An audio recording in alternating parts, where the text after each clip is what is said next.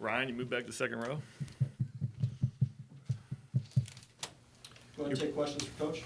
Passing game last year, I think, ranked 126 in college football, and it's been bottom 15 for the last 3 years. If you guys are finally going to take a step up in the passing game, what has to happen over the course of the next 9 months? It starts with my position, number one, the quarterback.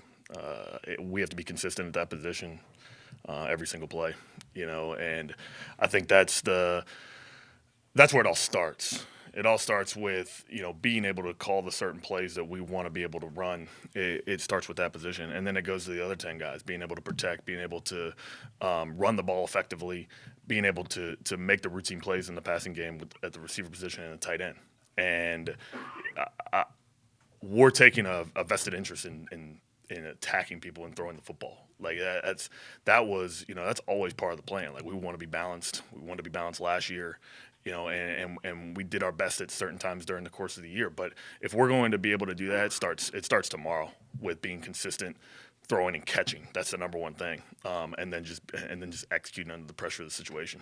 What was it about Max that made you want to pursue him so hard? And what do you think expectations should be for him over the course of the next 9 months? So it was a little bit of a unique relationship because it's different. It was my first real experience with recruiting a high-profile portal guy, and I've recruited transfers before, and you kind of go through it, and they're adults. They know what they want, but when you're recruiting a quarterback that, number one, he could change the landscape of how you are offensively, it's a pretty big deal. And the first conversation was very different than me talking to Drake Lindsay.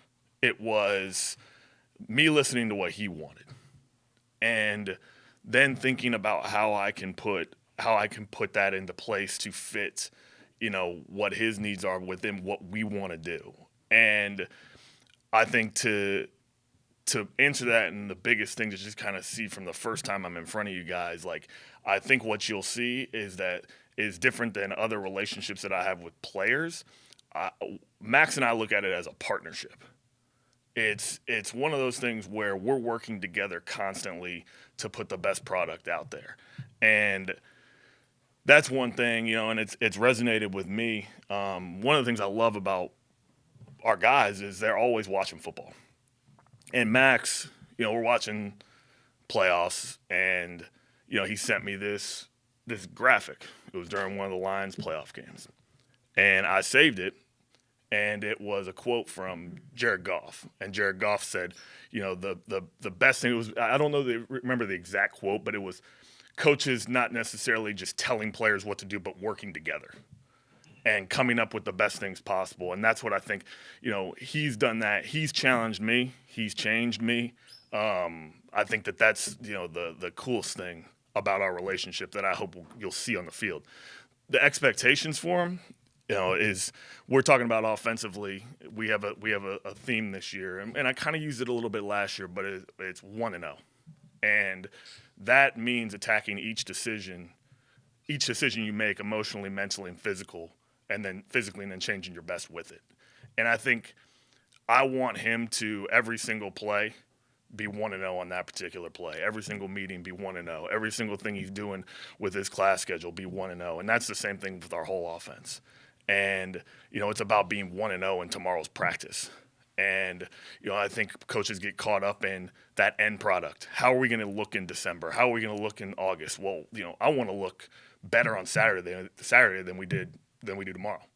And I think that's what I'm continuing to preach to our guys, continuing to preach to Max, which then is infiltrating through our team. What have you seen from him already physically and mentally that maybe has surprised you? The hardest worker I've been around. Is no question. I've never – the best thing about a coach is when a guy can challenge you, and he makes you better every single day. And I think that is the number one thing that he does. Me and him are together all the time. It's just we're working together. And he challenges me to make sure that every meeting that I have with them, I'm ready to roll. You can't – he's going to ask me questions that maybe I haven't already thought of, that have challenged me. And I think that's the best thing. The last guy that I've really had like that that I coached directly was Sky Moore. And that's how it was. Like, I would go into a meeting with him, and he might ask me something. Well, oh, that's a really good idea, And I think that's what he's done. And then inside the room, Coach Kaler always says this to me because he's coached quarterbacks, he coordinated, and he's always said, like, when you get a guy like that, it changes the entire room. You should see Drake Lindsay. You should see Max Chikanjansky. And Max Chikanjansky is the only one I can really look at because he was in the room last year. But the way he acts now and the confidence he has is totally different, and it all starts with the guy at the top. And I think that, again, you just have to come out. When you come out and see practice, you'll see it. What did you learn about yourself as a coordinator last year? A lot. It was for obvious reasons, it was a difficult year. And so I think when you go through challenges like we went through last year, I think you learn a lot about yourself. And I think just the situational football piece, Coach Fleck and I have had a ton of talks about, just when to call certain things, when not to call certain things. I think that's been one of the biggest things that I've learned. Coach Fleck has gone through situational things with me. He's gone through situational things with Max. Like, it's building that piece of it because every single play is a situation in that game. And it goes back to the original question of how do we become better at throwing the football? Well, all right, we have to be able to stay on schedule. 1st and 10, if I'm going to throw the ball in 1st and 10, I can't always be in 2nd and 10. I can't always be in 2nd and long. And being able to be in, if I'm in 2nd and 2, being able to call a shot down the field, knowing that I'm not going to end up in 3rd and 8. I'm going to be able to use a check down at quarterback. It all starts with my guy. And I think that's what I learned a ton was just every single play plays a huge factor in that particular game. And just learning through that, And I think last year was a big learning moment for me throughout 13 games. And then the last thing I think I'll say is, like, piecing it together when things aren't always right from a personnel standpoint. Things happen throughout the course of a year. Guys get hurt, guys get injured. Being able to work through those situations, I think, are things that I learned about myself as well. Obviously it was well documented last year with Darius being gone. We had to figure out a way to be able to move the football with our running back situation. At times we did, at times we didn't. And that's one thing that I learned, just putting all the pieces together no matter what cards are dealt to us. You have a transfer quarterback coming in and learning a new offense. How do you go about building up to mastery of the system over time and not putting too much on a player's plate? Well, I don't want to get too much into that, but that started in the recruiting process. Max committed. I think it was a week and a half after we played Wisconsin. And I went out when I recruited him. When I went out there, like, we talked a lot. We talked a lot on the phone. We talked a lot on just different things. And like I said, it goes back to, he wanted more. He always wanted it. It was funny because they had, something. It was funny.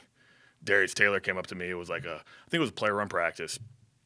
And, we aren't allowed to watch those. And so, like, you're just kind of going, you're putting the quarterback in charge. And I think it was the first or second one. And Darius came up to me and he goes, man, this guy knows more of the offense than I do. And he just was impressed. And it wasn't like a discredit to Darius. It was more him complimenting Max that, how does he know all this already? And it's just, you give him a little bit of information here and there and do that. And I think, like, that's the thing. Max ran with it. He works more on his own than anybody I've been around, and then he'll come to me with questions. And I think that's been a credit to him because he wanted to be able to step in from day one and be able to take command of the offense, but then also be able to lead the team. How can you lead the team if you know nothing about the offense? He had to be able to do that first before he could lead anybody. And the thing I'll add to it is, and this is one of the things I've mentioned that he's said to me that I pick up on, is he's not trying to necessarily lead the guys. He wants to lead with people. He wants to lead with Quinn Carroll. He wants to lead with Daniel Jackson. He wants to lead with Elijah Spencer, Darius Taylor, Ariante Ursery. Like, those guys, like, he wants to lead with those guys and not just say, hey, follow me. And I think that's been a huge thing because it puts ownership on the rest of the guys as well. You lost 3 of your top 5 pass catchers from last season. Who are some of the guys outside of Daniel Jackson you're hoping to see steps forward from? I think it's gonna be cool to see who steps up throughout the course of the spring, but yeah, I look forward to seeing Elijah Spencer having a nice spring. Lemecki Brockington, some of the young receivers as well. I think, I look forward to seeing them practice and get better every single day. I've really liked what I've seen when we've been out there for winter conditioning with C.A. Bangura.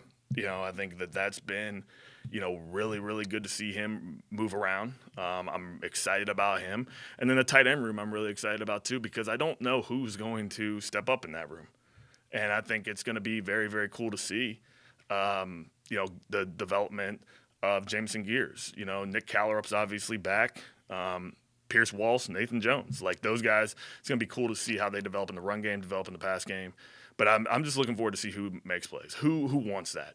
We kind of know what Daniel Jackson can do. We kind of know what Darius Taylor can do. Who are going to be those next guys? And I think that's going to be the cool thing to see, and Max gaining confidence in them to be able to make plays for him. Speaking of the tight end room, you got Brevin, obviously, the whole time you've been here. He's been here as well. So Right. just, you got emotional a little bit talking about him in the last game and Yep. just what he meant to you. What was it like seeing him back in the building for that pro day and kind of living out his dream? It was cool. I talk to Brev all the time still. He's really excited for the end of April for where he ends up. But it was cool to see. That's the ultimate goal that you want, is you want to see guys. And I wasn't with him his whole career, but I like to be able to see guys. I remember when he came in as a mid-year, when I think it was 2018, and I think he came in and he was just a skinny little guy. He was still tall, but then I remember those days, and then he or 2019, excuse me, and so like he ended up starting to like become a man, and you see that. I think it's very cool to see him live out that, and I'm excited to see where he goes. It's gonna be fun to continue to track him, as well as the other guys working to achieve their dream. A lot of consistency at center, John Michael and Nathan. Where do things look this spring at that spot? There's a few guys. That we've been working at that position. That's a critical position. Coach Callahan does an awesome job with developing those guys. We're looking to find the next John Michael. And so that he was whatever pick he was. He was the starter day one of the New York Giants. And so like we're looking to find that guy and continue to develop him. But there might not be another John Michael. But we're looking to put the best guy possible in that position. But you'll be able to see when you come out to practice. Greg, do you see any possibility of thinking about a pitch count on Darius and his number of carries? We're going to do what it takes to win the game. But Darius is going to be very valuable to our offense and the development of our offense. It's going to come down to the guys we brought in our freshman class, and then obviously with the two guys in the transfer portal. And I think the development of those guys is going to be huge. And then obviously JoJo's still there. And so we're going to continue to build that room. And if it's Darius Taylor show, it's a Darius Taylor show. If it's by committee, it's by committee. We're going to do whatever it takes.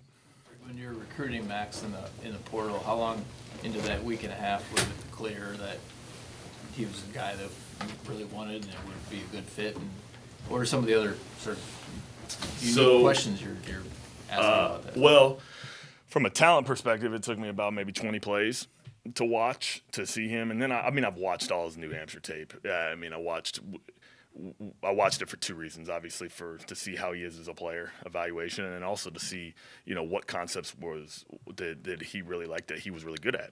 And you work to implement that type of stuff. Everybody runs the same things, but there might be just separate nuances that he might think that are really good and he understood. So I adjust my coaching. From a personality standpoint, you look at everything. You talk Coach said you talk to a lot of different people. You talk to his coaches there. You talk to his family. You talk to his trainers. Like it's all those types of people. And I go back to his official visit, and the players all said to him they wanted somebody that can lead them. And since that comment from one of our guys, it's resonated in his mind. And then I knew he was the right guy, and it showed. You didn't really know until he got here in January. We saw him at bowl prep, but he was really observing, and he got around the guys, but you could see he connected with the guys even there in that short period of time. But it was that leadership ability that he's able to just put himself into a position, and he didn't do it right away. It was one of those things where he let things kind of happen. It was about 2-3 weeks in, and then certain situations came up, positive or negative, where he had to handle it, and the way he handled it, it has been awesome. You know, and I'm just excited. You know, I'm excited to get out there and practice. I'm excited to let him develop with the guys and put the offense together the way that he wants it. Because ultimately, I can know everything there is to know about a particular play, scheme, what he has to do. But if that guy doesn't understand it, it's not going to work. And, you know, I'm just really excited to get out there and work with him more. Take one or two more for Coach. Self-scouting yourself just in general, like in the off-season, just reflection on stuff. And you mentioned the situational plays and stuff Yep. like that. Just what goes into those decisions to maybe this is a good play for 2nd and 2, or this is a good play for 3rd and long. Just and maybe this play is better for a different situation. I think one thing that, you know, talking to particular people, you know, about going from year 1 to year 2, number one, I feel a lot more comfortable in the position I'm in. Number one, and I looked at our install schedule. So, for example, I looked at our install schedule from last year at this time, saw what it was. Maybe we didn't run a ton of it. Then I look at training camp. All right. Then I look at the cutups and see what did we run, what did we do effectively, that type of thing. And then I look at how we're going to install in the spring. And I think the one thing I looked at is the guys coming back. What do they do the best? How do they execute under those plays? Because the situational football will be a lot better if they understand how to be able to execute the play. And our offense is our offense. It's going from year 1 to year 2 with me, you know, calling it. And I think the number one thing that I learned was just putting the guys in positions with what they want to do. Number one, because if they want to do it, they're going to execute it better. And then secondly, the thing that I've said to the staff and I've said to our players is the number one thing I want to see from practice 1 to practice 2, so on and so forth, is continuing to play fast. You know, when guys can play fast and they can execute and play fast, it's hard to defend you. And you know, I'm excited to see how we do with that.